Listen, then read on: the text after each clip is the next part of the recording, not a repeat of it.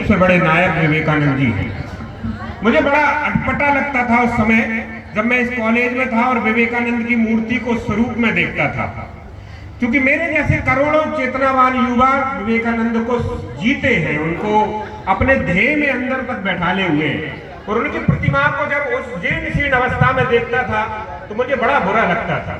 और आज मैं बड़ा खुश हो रहा हूँ इस मामले में कि मैं इस कॉलेज का एक भूतपूर्व छात्र हूँ और जिस महापुरुष को लेकर मैं अपने रूप में सबसे ज्यादा संवेदनशील रहता हूँ उसको बड़े ही तरीके से, बहुत अच्छे तरीके से यहाँ निभाया जा रहा है। उनकी प्रतिमा का फिर से जो है अनावरण किया जा रहा है। तो जन भागीदारी समिति और महाविद्यालय प्रबंधन को इसके लिए मैं खूब सारी जो है शुभकामनाएं देता हूँ, बहुत सारा जो है साधुवाद देता हूँ। और मैं एक उम्मीद भी ये किए बैठा हूँ कि नए दौर में इस कॉलेज को प्रधानमंत्री एक्सीलेंस कॉलेज के रूप में जो है स्थापित कर दिया गया है।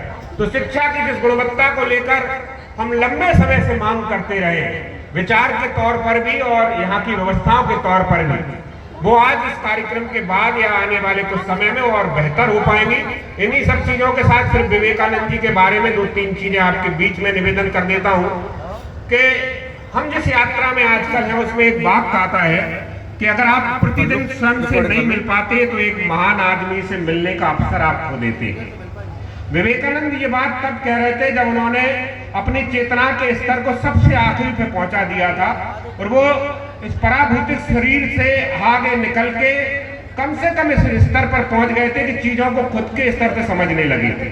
और जिस चीज को सबसे ज्यादा समझा और जिस चीज को दुनिया भर में प्रतिपादित किया वो थी भारतीय दर्शन और वेदांत।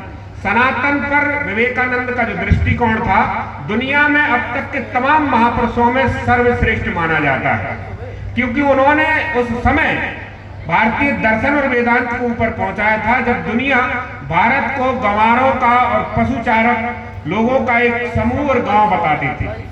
उस समय उन्होंने पूरी दुनिया को वेदांत का पाठ पढ़ाया था, विश्व बंधुत्व का पाठ पढ़ाया था और भारतीय संस्कृति के कुछ ऐसी चीजें निकाल के दुनिया भर में दी थी जो आज पश्चिम की जीवन और उनके प्रबंधन का विषय बन गए हैं। कुटुंब की व्यवस्था, परिवार की व्यवस्था, परिवार में रिश्तों की व्यवस्था, धर्म के प्रति हमारी आस्थाएं विवेकानंद की दुनिया भर में दी जाने वाली हमारी सबसे बड़ी सौगात है।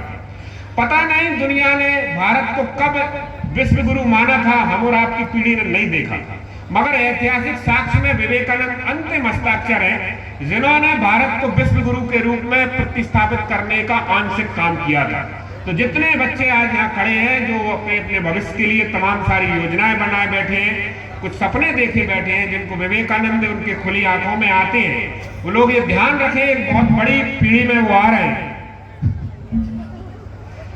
देखिए मुझसे राजनीतिक काम कराया जा रहा है, चलिए कोई बात नहीं, आप जिनके लिए बैठे हैं वो भी बहुत जल्दी आने वाले हैं। और मुझे लगता है कि विवेकानंद पर जितना बोला जाए उतना कम है और शायद उनके आने की तैयारियां मुकम्मल भी हो चुकी हैं और आने का समय भी हो रहा है। तो मैं अपनी बात यही खत्म किए देता हूँ। विवेकानंद जी के बारे में कभी और मंच सजा लेंगे, कभी और बात कर लेंगे। आप लोगों ने इस वजह से मुझे मौका दिया कि कुछ देर ठीक ठाक तरीके से जो है निकल जाए, उसके लिए आपका बहुत बहुत धन्यवाद।